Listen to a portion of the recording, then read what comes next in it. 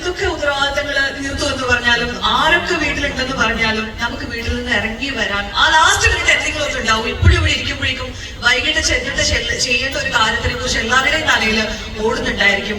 കാരണം വീട് എപ്പോഴും നമ്മുടെ കൂടെ ഉണ്ട്. അതൊരു ഒരു സത്യമാണ്.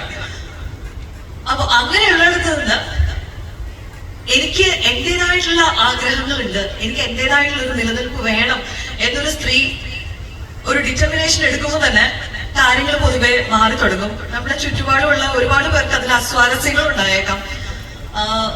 പക്ഷെ നിങ്ങൾ ഈ തെരഞ്ഞെടുത്ത ഈ ഒരു പ്രൊഫഷൻ ഉണ്ടല്ലോ, അതിനെക്കുറിച്ചാണ് എനിക്ക് ആദ്യം പറയാനുള്ളത്. എന്താന്ന് വെച്ചാല് ഇത് മോട്ടിവേറ്റിംഗ് ആണോ ഡീമോട്ടിവേറ്റിംഗ് ആണോ എന്ന് എനിക്ക് സത്യത്തിൽ അറിയത്തില്ല. കാര്യം നിങ്ങൾ ഡീൽ ചെയ്യാൻ പോകുന്നത് നമ്മുടെ ജെൻസി കിഡ്സിനെയാണ്. ഞാൻ അങ്ങനത്തെ ഒരു ജെൻസി കിഡിന്റെ അല്ലെങ്കിൽ രണ്ടുപേരുടെ അമ്മ ആയതുകൊണ്ട് എനിക്ക് പറയാൻ പറ്റും, ഇറ്റ്സ് നോട്ട് ഈസി. കാര്യം എന്താന്ന് വെച്ചാല് പണ്ട് നമുക്ക് ക്ലാസ് റൂമുകളിൽ നമ്മളെ അടക്കിയിരുത്തിയിരുന്നത് ബേസിക്കലി പേടിപ്പിച്ചിട്ടാണ്, അല്ലെ? ഭയം എന്നൊരു ഫാക്ടർ എപ്പോഴും ഉണ്ടായിരുന്നു. എത്ര സ്നേഹമയാണ് അല്ലെങ്കിൽ എത്ര സ്നേഹമുള്ള ആളാണ് അധ്യാപകൻ അധ്യാപിക എന്നൊക്കെ പറഞ്ഞാലും ആ മേശപ്പുറത്തിരിക്കുന്ന ചൂരൽ ഉപയോഗിച്ചാലും ഇല്ലെങ്കിലും നമുക്കൊരു ഒരു ഭയം ഉണ്ടായിരുന്നു. അപ്പൊ ആ ഒരു ഭയത്തിന്റെ ചട്ടക്കൂട്ടിൽ നമ്മൾ നിർത്താൻ എളുപ്പമായിരുന്നു.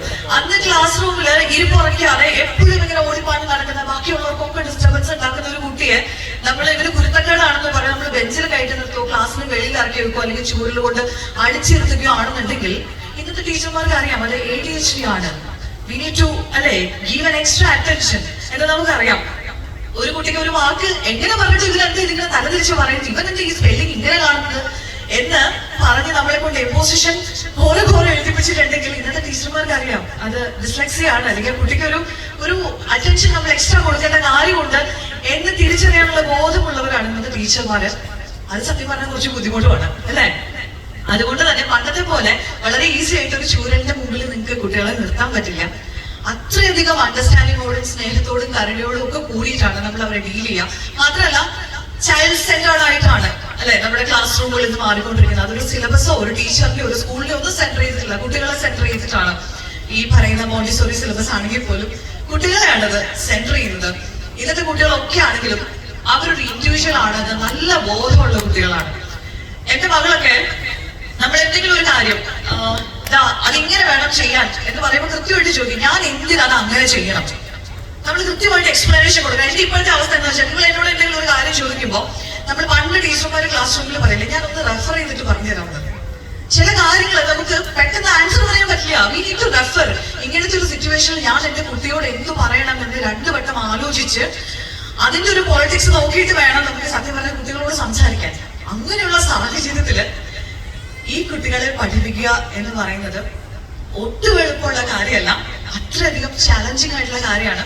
അതുപോലെ തന്നെ ഒരു മനുഷ്യൻ പൂർണ്ണ വളർച്ച എത്തുന്നതിന് മുൻപ് പേരൻസ് മാത്രമല്ല അവരുടെ വളർച്ചയുടെ ഘട്ടത്തിൽ ഇൻവോൾവ് ആവുന്നത്. അവരുടെ സ്വഭാവ രൂപീകരണത്തിന് അത്രയധികം പ്രാധാന്യമുണ്ട് അവർ കടന്നു പോകുന്ന ഓരോ ടീച്ചേഴ്സിനും.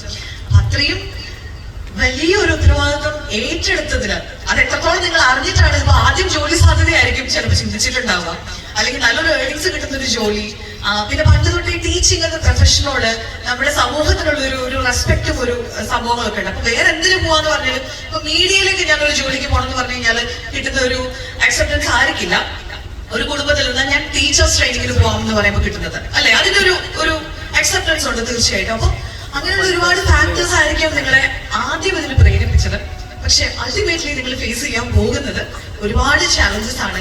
കാരണം ഇപ്പൊ ഹൈസ്കൂളുകളിലും അല്ലെങ്കിൽ ഹയർ സെക്കൻഡറി ക്ലാസ്സുകളിലൊക്കെ പഠിപ്പിക്കുന്ന ടീച്ചേഴ്സിന്റെ പ്രഷർ അല്ലെങ്കിൽ അവരുടെ ഒരു അവസ്ഥ നമുക്ക് പലപ്പോഴും അവർ പറഞ്ഞ് ഷെയർ ചെയ്യാറുണ്ട് പേഴ്സണലി. കാരണം കുട്ടികൾ തിരിച്ച് എഴുന്നേറ്റ് നിന്ന് ചോദ്യം ചെയ്ത് കളയും, അല്ലെങ്കിൽ നിങ്ങൾ ആരാണ് എന്നോട് ഇത് പറയാൻ എന്നൊക്കെ ചോദിച്ചു കളയും. പണ്ടത്തെ നമ്മുടെ വാല്യൂ സിസ്റ്റം കംപ്ലീറ്റ് ആയിട്ട് മാറിയിട്ടുള്ള ഒരു കാലഘട്ടത്തിലാണ് നമ്മൾ നിൽക്കുന്നത്. അതെന്താ വെച്ചാൽ നമ്മൾ ഭയങ്കര കൺഫ്യൂസ്ഡ് ആണ്. നമ്മുടെ പേരൻസ് നമ്മളോട് പറഞ്ഞു തന്നിട്ടുള്ള കുറെ വാല്യൂ സിസ്റ്റം ഉണ്ട്. അല്ലെങ്കിൽ നമ്മൾ എൽഡേഴ്സ് ആണ് എന്നതുകൊണ്ട് നമ്മൾ ഒരാളെ റെസ്പെക്ട് ചെയ്തിരിക്കണം, നമ്മൾ നോ പറയാൻ പാടില്ല, ഇങ്ങനെയാണ് എന്നുള്ള കാര്യങ്ങൾ പറഞ്ഞു തന്നിട്ടുണ്ടായിരുന്നു. പക്ഷെ നമ്മുടെ ഒരു ജനറേഷൻ ആയപ്പോഴേക്കും നമ്മുടെ പെർസ്പെക്റ്റീവ് ഒരുപാട് മാറിയിട്ടുണ്ട്. പ്രായത്തിന്റെ പേരിലല്ല നമ്മൾ ഒരാളെ ബഹുമാനിക്കേണ്ടത്, മറ്റു പല ഫാക്ടേഴ്സ് കൺസിഡർ ചെയ്തിട്ടാണ് നോ പറയേണ്ടത്. ഇപ്പൊ എൽഡേഴ്സ് ആണെങ്കിൽ നമുക്ക് നോ പറയാം എന്നൊക്കെ തിരിച്ചറിവുള്ള ഒരു കാലഘട്ടത്തിലാണ് നമ്മൾ ജീവിക്കുന്നത്. നമ്മുടെ കുട്ടികളാവുമ്പോഴേക്കും അത് കുറച്ച് കുറച്ചും കൂടെ റിഫൈൻഡ് ആയിട്ടുണ്ട്. അപ്പൊ നമ്മുടെ പേരൻസ് നമ്മൾ അതിലിടയ്ക്ക് ഇത് കഴിഞ്ഞിട്ട് കുട്ടികൾ, അതിപ്പോ നമ്മൾ പഠിപ്പിക്കുന്ന കുട്ടികളാണെങ്കിലും നമ്മുടെ സ്വന്തം കുട്ടികളാണെങ്കിലും ഈ ഒരു ജനറേഷൻ, ഈ ഒരു വാല്യൂ സ്വിച്ച് ഭയങ്കരമായിട്ട് നടന്ന ഒരു ജനറേഷൻ ആയിപ്പോയി. ഫോർച്ചുനേറ്റ്ലി ഒരു അൺഫോർച്ചുനേറ്റ്ലി നമ്മുടെ ജനറേഷൻ. അതുകൊണ്ട് ഇറ്റ്സ് വെരി കൺഫ്യൂസിങ്. അതിപ്പോ ക്ലാസ് റൂമിലാണെങ്കിലും കുട്ടികൾ ചില കാര്യങ്ങളൊക്കെ ചോദിക്കുമ്പോൾ നിങ്ങൾക്കും ഈ പറഞ്ഞ പോലെ ശരിക്കും ഞാനൊന്ന് റെഫർ ചെയ്തിട്ട് പറയാം, ഇങ്ങനത്തെ ഒരു സിറ്റുവേഷനിൽ എന്ത് പറയണത്. ഞാനൊരു എക്സാമ്പിൾ പറയട്ടെ. എന്റെ മകളോട് ഞാനൊരു കാര്യം, നമുക്കൊരു ടൈം ടേബിൾ ഉണ്ടാക്കാം, ഒരു റുട്ടീൻ ഉണ്ടാക്കാം എന്ന് പറഞ്ഞു, അവളുടെ ഡേ ടു ഡേ കാര്യങ്ങൾ ചെയ്യാൻ വേണ്ടിയിട്ട്. അപ്പൊ മോൾ ഇത്ര മണിക്ക് എഴുന്നേൽക്കുന്നു, എന്നിട്ട് നമ്മൾ ഗാർഡനിലൊക്കെ ഒന്ന് പോയിട്ട് നടന്നിട്ട് തിരിച്ചു വരുന്നു. എന്നിട്ട് അങ്ങനെ അത് വെക്കേഷൻ ടൈമിലാട്ടോ ഞങ്ങൾ ഇങ്ങനത്തെ ടൈം ടേബിളൊക്കെ ഒരുമിച്ചിരുന്നുണ്ടാക്കി. പക്ഷെ ഇവളുടെ ഇൻവോൾവ്മെന്റ് കൂടെ വേണമല്ലോ എന്ന് വിചാരിച്ച് എന്നിട്ട് ഒരു ഗ്രാറ്റിറ്റ്യൂഡ് ജേണൽ ഉണ്ടാക്കുന്നു. She's 10 years old. അപ്പൊ ഒരു ഗ്രാറ്റിറ്റ്യൂഡ് ജേണൽ എന്തൊക്കെ കാര്യത്തിലാണ് ഷീസ് ഗ്രേറ്റ്ഫുൾ എന്നുള്ളത് ഇതിനകത്ത് എഴുതണം എന്നൊക്കെ പറഞ്ഞ് ഞങ്ങൾ ഭയങ്കര സെറ്റ് ചെയ്തു. ഇതൊക്കെ സെറ്റ് ചെയ്ത് കഴിഞ്ഞപ്പോഴേക്കും ഇവിടെ അടുത്ത് ചോദിക്കാം, അല്ല മാ അമ്മ ഇതൊക്കെ പറഞ്ഞാൽ ഞാൻ കേട്ടു, ഞാൻ ആക്ച്വലി ഇത് എന്തിനാ അനുസരിക്കുന്നത്? ബിക്കോസ് ഞാൻ അമ്മയുടെ മകളായതുകൊണ്ടാണോ അതോ ഞാൻ നിങ്ങളുടെ വീട്ടിൽ താമസിക്കുന്നത് കൊണ്ടാണോ?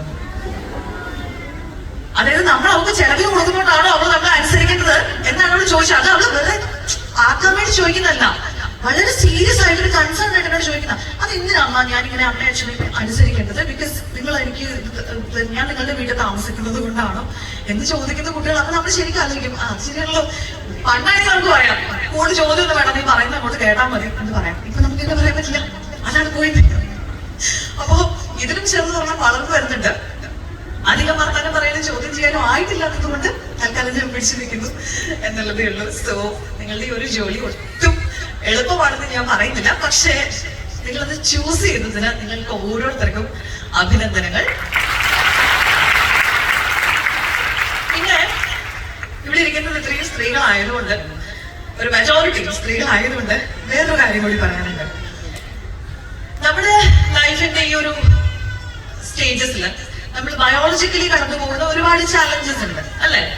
വി ആർ ദ നർച്ചറേഴ്സ് എന്നൊക്കെ പറഞ്ഞാലും അൾട്ടിമേറ്റ്ലി സ്ത്രീകളാണ് നർച്ചറായി നമുക്ക് മാത്രം ചെയ്യാൻ പറ്റുന്ന, ബയോളജിക്കലി നമുക്ക് മാത്രം ചെയ്യാൻ പറ്റുന്ന ഒരുപാട് കാര്യങ്ങളുണ്ട്. നമ്മുടെ കുടുംബമാണെങ്കിലും ഭർത്താവാണെങ്കിലും കൂടെയുള്ളവരാണെങ്കിലും എത്ര സപ്പോർട്ട് ചെയ്യുന്നു പറഞ്ഞാലും നമുക്ക് മാത്രം ചെയ്യാൻ പറ്റുന്ന ചില കാര്യങ്ങളുണ്ട്. ഉള്ളത് കൊണ്ട് തന്നെ ഇതിന്റെ കൂടെ കരിയറും കൂടെ ബാലൻസ് ചെയ്തുകൊണ്ട് പോകാൻ നല്ല ബുദ്ധിമുട്ടാണ്. കാരണം നമുക്കൊരു പാഷൻ ഉണ്ട്, നമുക്കൊരു കുഞ്ഞിനെ നോക്കാനുണ്ട് എന്ന് പറഞ്ഞാലും ഒരു സൈഡിൽ നമ്മുടെ കരിയറും പാഷനും ഇങ്ങനത്തെ കാര്യങ്ങൾ നമ്മളെ പുറത്തേക്ക് ഇറങ്ങാനും ഒരുപാട് കാര്യങ്ങൾ ചെയ്യാനും പ്രേരിപ്പിക്കുമ്പോൾ വീട്ടിൽ ചിലപ്പോൾ കുഞ്ഞിന് സുഖം ഉണ്ടാവില്ല, അല്ലെങ്കിൽ ഭർത്താവിന് ഒരു ആവശ്യം വരാം, ഭർത്താവിന്റെ അമ്മയ്ക്ക് ഒരു ആവശ്യം വരാം. ഒരുപാട് കാര്യങ്ങൾ കൊണ്ട് നമ്മളെ പിടിച്ച് പുറകോട്ട് വലിക്കുന്ന കുറെ ഫാക്ടേഴ്സ് ഉണ്ട്. അപ്പൊ നമുക്ക് ഈ സ്ട്രെസ് ഒന്നും എടുക്കാൻ പറ്റാതെ, അല്ലെങ്കിൽ നമ്മൾ നമ്മുടെ ഫാമിലിക്ക് കുറച്ചധികം ഇമ്പോർട്ടൻസ് കൊടുക്കാം എന്നുള്ള തീരുമാനത്തോടെ, അതിന്റെ ആ തീരുമാനത്തിനെ ജഡ്ജ് ചെയ്യുന്നതല്ല, അങ്ങനത്തെ തീരുമാനത്തോടെ നമ്മുടെ സാഹചര്യങ്ങളൊക്കെ റെസ്പെക്ട് ചെയ്തിട്ട് കരിയറിൽ ബ്രേക്ക് എടുക്കുന്ന ഒരുപാട് പേരുണ്ട്. അത് നമ്മൾ ചിലപ്പോൾ ഫോഴ്സ്ഫുള്ളി എടുക്കുന്നതായിരിക്കും, അല്ലെങ്കിൽ നമ്മൾ കൃത്യമായി ആലോചിച്ച് ഉറപ്പിച്ചെടുക്കുന്നതായിരിക്കാം. പക്ഷെ ചിലർക്ക് സാഹചര്യം കൊണ്ട് എടുക്കേണ്ടി വരുന്നതായിരിക്കും. എനിക്ക് തോന്നുന്നു മാം അത് മെൻഷൻ ചെയ്ത് പോയിട്ടുണ്ടായിരുന്നു. ഇതിൽ നിന്നൊന്ന് റീകൂപ്പ് ചെയ്യണം എന്ന് നമ്മൾ വിചാരിച്ചു കഴിഞ്ഞാൽ അപ്പോഴേക്കും മിക്കവർക്കും പറ്റുന്നത് നമ്മളൊരു ലൂപ്പിനകത്ത് പെട്ടിട്ടുണ്ടായിരിക്കും. വൺസ് ഇതിലേക്ക് പോയി കഴിഞ്ഞാൽ അതിന് തിരിച്ചു കയറി വരല് അത്ര എളുപ്പമുള്ള കാര്യമല്ല. പലപ്പോഴും മിഡ് 30s ആ ഒരു ക്രൈസിസ് അനുഭവിക്കുന്നവര് സ്ത്രീകളാണ്. ഒരു 10-35 വയസ്സാകുമ്പോഴേക്കും നമ്മുടെ നാട്ടിലുള്ള ഒരു മെജോറിറ്റി സ്ത്രീകൾക്കും സംഭവിക്കുന്ന ഒരു കാര്യം, അവരവരുടെ ലൈഫിന്റെ ഒരു നല്ല സമയം, പഠനത്തിന് വേണ്ടിയിട്ട് നമ്മളൊരു 20-24 ഇയേഴ്സ് വരെയൊക്കെ നമ്മൾ നന്നായിട്ട് പഠിച്ച് നമ്മുടെ ലൈഫിൽ എന്തെങ്കിലുമൊക്കെ ആയിത്തീരണം എന്നൊക്കെ വിചാരിക്കും. പിന്നെ നമ്മൾ വിവാഹത്തിലേക്ക് കടക്കും. വിവാഹത്തിന്റെ ഒരു സമയത്ത് ഉണ്ടാകുന്ന ഒരു എക്സൈറ്റ്മെന്റും സന്തോഷവും ഒക്കെ ഉണ്ടല്ലോ. പക്ഷെ ആ ഒരു ഏർലി 20s നമ്മൾ ഓക്കെ കല്യാണം, അടിപൊളി, മറ്റേ ബാക്ക്ഗ്രൗണ്ട് മ്യൂസിക് ഉള്ളൊരു സിനിമ പോലെ നമ്മുടെ ആ ഒരു വിഷ്വൽ, ആ ഒരു ഫാന്റസീസും ഒക്കെ ഉണ്ടാവും. ആ ഒരു പ്രായത്തിൽ ഒന്നും വേണ്ടെന്നല്ല, ഇറ്റ്സ് ഓൾ ഗുഡ്. അപ്പൊ ആ ഒരു സമയത്ത് നമുക്ക് കല്യാണം എന്നൊരു വലിയൊരു കാര്യം ലൈഫിൽ നടക്കാറുണ്ടല്ലോ എന്നൊരു എക്സൈറ്റ്മെന്റ് ഉണ്ടാവും. കല്യാണം കഴിയുമ്പോഴേക്കും അടുത്തൊരു എക്സൈറ്റ്മെന്റ് നമ്മളെ കാത്തിരിക്കുന്നത് ഈ ഒരു കുഞ്ഞാവുക എന്നുള്ളതാണ്. അതൊരു എക്സൈറ്റ്മെന്റ്, നമുക്ക് നമ്മൾ അറിയാത്ത കുറെ കാര്യങ്ങളിൽ കൂടെ കടന്നു പോകല്ലേ. അപ്പൊ നമ്മൾ ആകാംക്ഷ ഉണ്ടായിരിക്കും, ആശങ്കകൾ ഉണ്ടായിരിക്കും, പക്ഷെ എന്നാലും അതൊരു എക്സൈറ്റ്മെന്റ് ആണ് ലൈഫില്. ആ കുഞ്ഞിനൊരു 4 വയസ്സാവുന്നത് വരെയൊക്കെ ഇത് നോക്കിയിരിക്കാൻ നല്ല രസമാണ്.